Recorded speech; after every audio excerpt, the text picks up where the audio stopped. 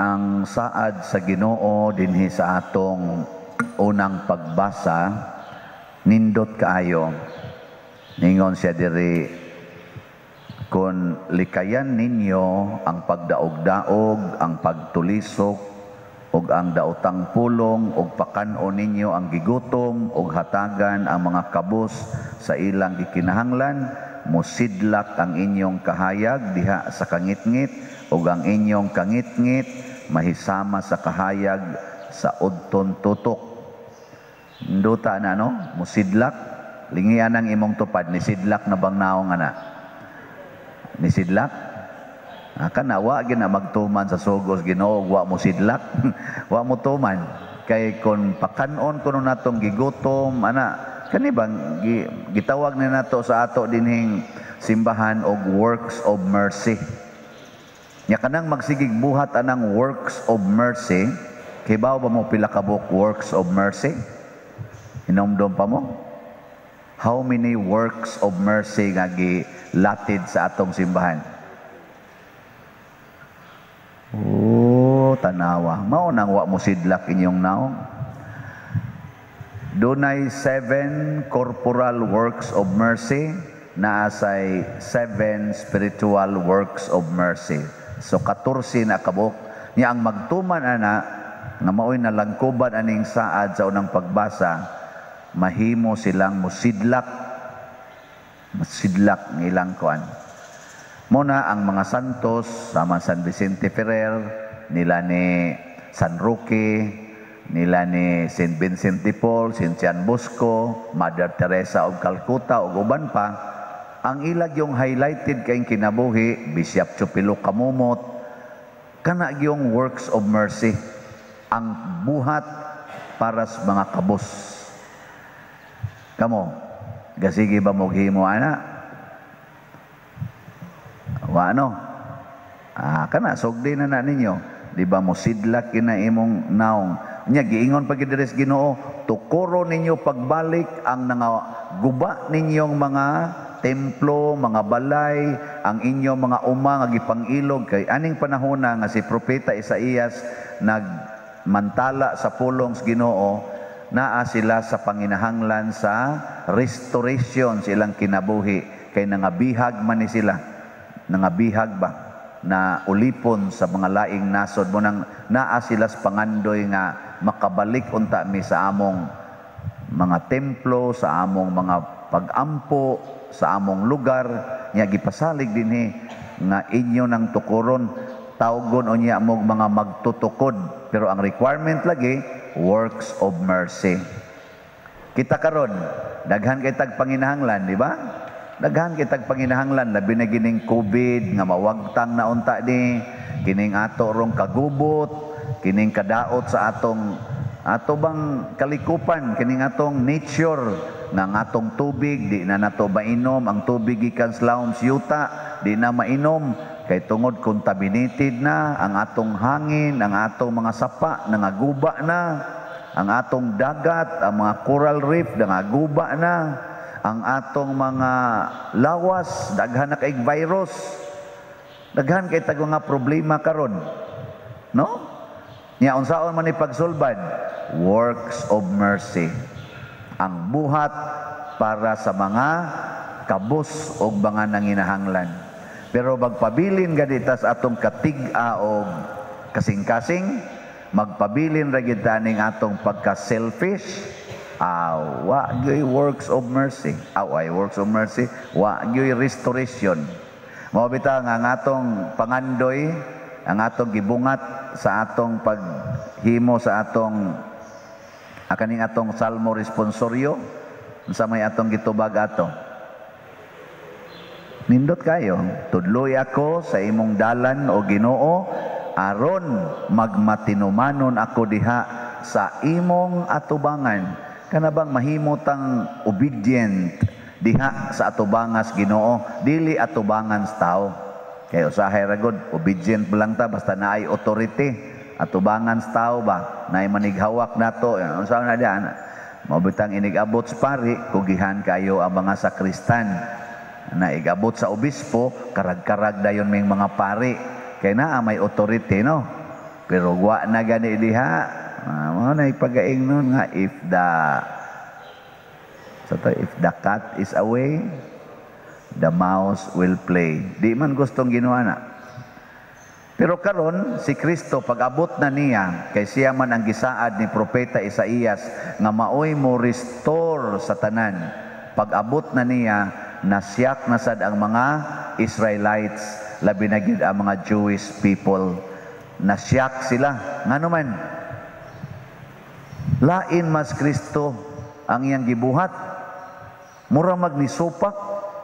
Kay ang balaod nga nag-ingon, ayaw mo pakigsagol sa mga makasasala, sundan ninyo ang mga sugo sa Ginoo. Si Jesus kay didto manoon misagol sa mga makasasala. Ang iyanong gibarkada ang mga makasasala man, mao nang si Levi, usama ni kakobrador sa buhis, mga selfish man nga mga tao ang kobrador sa buhis, mga mapahimuslanon, mga korap, mga hingwarta nya sala bayan na sa tubangas Ginoo mo na nga kani mga kobrador sa buhis para sa mga Hudiyo wa ginilabot sa ilang kinabuhi di pasudlos templo oy nikao naman hinuos Kristo didto kuyo gani nila na oning nireklamo sila dire pero si Jesus dunay gisulti ambot og naigo ba kari dire sa kang propeta Isaías ningon siya ang wala ako muanhi sa pagtawag sa mga matarong kundili sa mga makasasala aron maghinulsol sila. Kung magbuhat ta sa works of mercy, unsa man ta mahimot ang matarong o dautan? Matarong. Nya kiningon mas Kristo wa ko muanhi para sa mga matarong. Saon mo lang ana. Di na ta maapil siyang barkada. Mianhi ko para sa mga makasasala. May pag magpakasaha na lang ta. Kay aron suoron tang Kristo. Sawan sakto dili. Wa man mo'y klarong tubag. Nianhi siya para sa mga makasasala. Nya ang iyang gibarkada ang mga makasasala. Nya mahimot ang matarong, mubarkada pas Kristo nato. Nga matarong naman ta. Ang iyang gianhi ang makasasala man aron maghinulsol. Di naman ta maghinulsol kay tarong naman ta. Muanhi pa siya nato. Muanhi gyapon. Nga naman kay kung mahimot ang tinuod nga matarong, pasabot ana, magbuhat tas mga buhat ni Kristo. Niya kay si Kristo naa mas mga makasasala. Niya ang tao daing matarong, sama ni Kristo, ang taong matarong, magsigi og higugma sa mga makasasala. Niya ang tinuod daing taong matarong, nakahibaw nga si Kristo, kuyog sa mga makasasala. Unya, kung gusto kang makuyog ni Kristo, kinsa maroy imong kuyugan sa imong kinabuhi? Ang mga matarong o ang makasasala? Kung gusto kang masuod ni Kristo, kuyog sa mga makasasala. Higugmaa ang mga makasasala. Kana mga kawatan, kana mga adik, kana mga prostitute, kana mga snatcher, mga mangingilad, mga libakira, kanang kusog kaayo nga mudaot nimo, kanay higugmaa kay naa dias Kristo.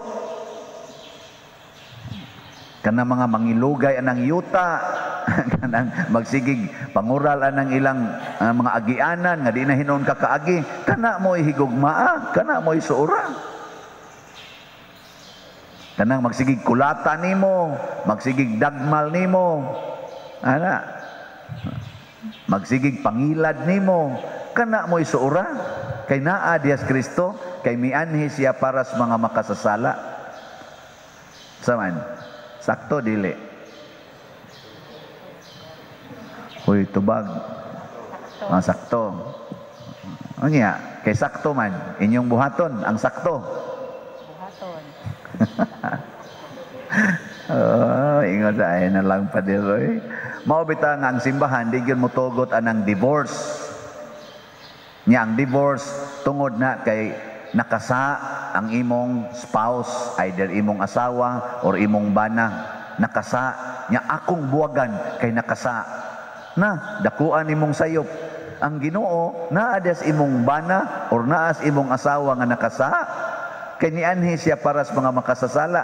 Nya moingon ni ka, Lord, tabangi in taong ko, makamove on unta ko, Lord. Ana, Ginoo in taong, sikag ampos Ginoo, bari simbahan, magilak-hilak pa kap, sikag kapikap, tabangi taong ko, Lord, nga kining akong pagpakigbuwag sa kong bana, mahimo unta ning mapuslanon sa kong kinabuhi, tagai taong kong healing.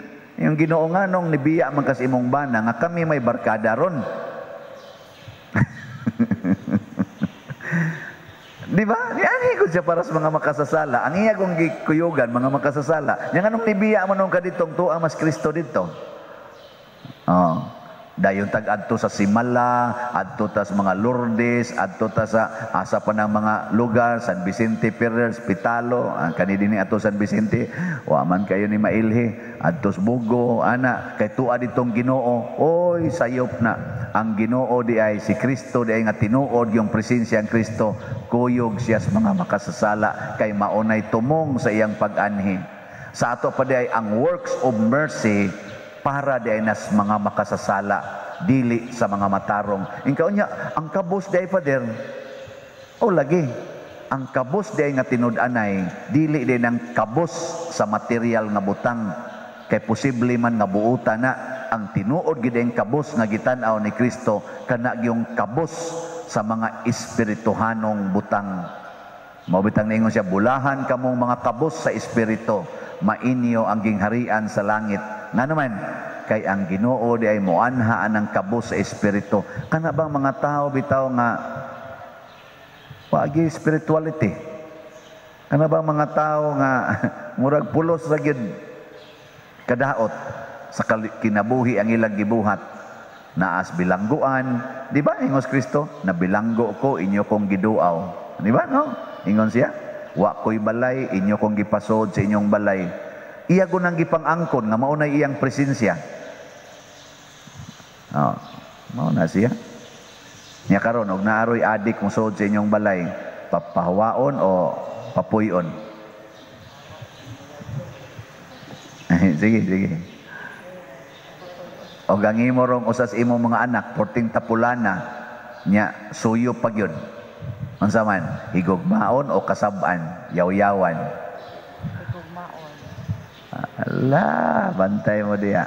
O gusto kitang masuod ni Kristo, nya gusto tang musubay sa iyang mga pagtulunan, kay nga matatudloi ko sa imo mga dalan, ang dalan niya kanunay gyud nga ikuyog nato ang makasasala.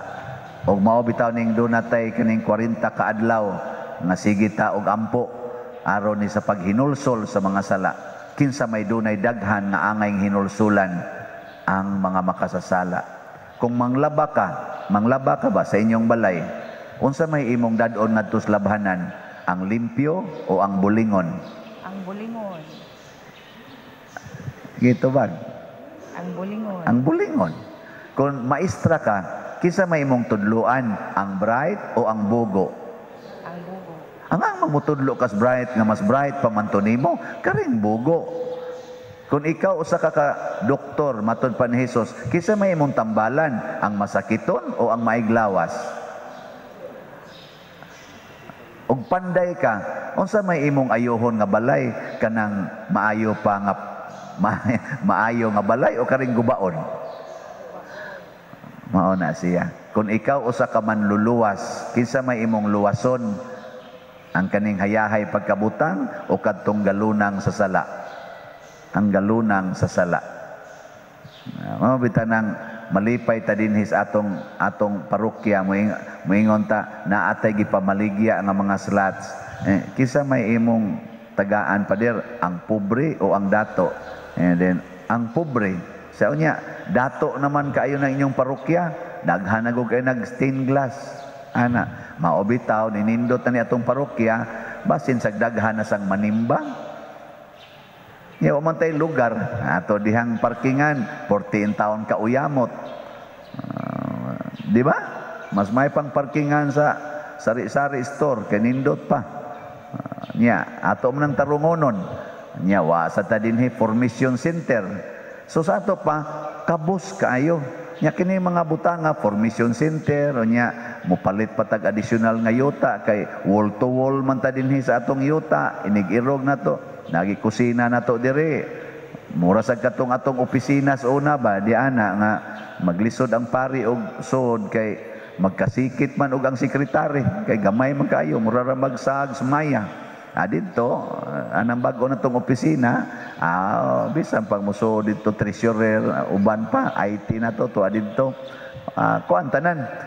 Ang punto nako is pagkalipay nato nga daghan ang nagpakabana tungod kay kita kabus.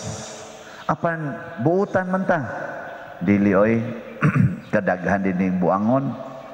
No? Daghang buangon dinhi.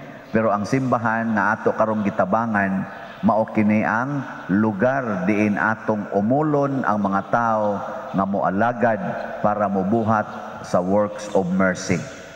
Mga tao nga atong tagaan og formation, anhi nato dinhi anhita mag-abot, anhita magsigi og kanaganing hisgot-hisgot og magbansay-bansay unsaon pagpalambo sa atong pagka sumusunod ni Kristo.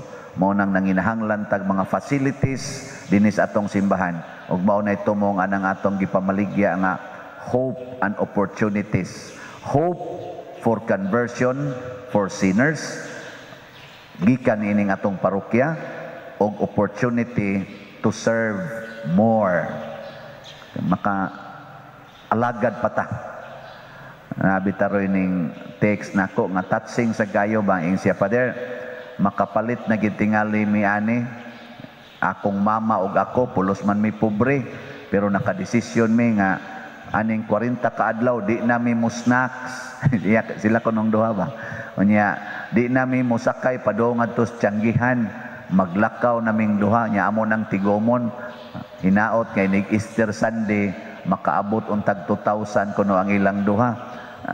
Dili man kinahanglan 2,000 basta magsakripisyo ka 40 ra ka sakripisyo nya kay snacks og sakay man ilang kuandi duha 20 ra ka adlaw ilang kinahanglan abot nag 40 kay duha man ka sakripisyo ilang buhaton nya ipakapin pa ginilang di sila mamahaw di sila maniudto di sila manihapon di 5 na kada adlaw igabot 20 ka adlaw di na sila kalakaw.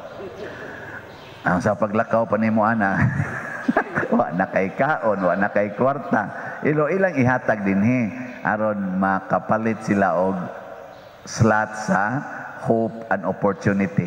Pasagdan ba ni sila sa Ginoo? Dili gyud. Patyon ba sila sa Ginoo? Posible. Posibleng mamatay. Sama ni San Roque namatay, ni Saint Teres namatay, Pedro Calungsod namatay. Pero dili sila mamatay, mabuhi pagbalik na hangtod karon buhi pa kaayo sila. Di ba? Ug mao ni ang hope and opportunity, Christian hope and Christian opportunities nga atong gi bandilyo dinhi para nis kaayuhan og conversion sa mga makasasala. Manindog ta.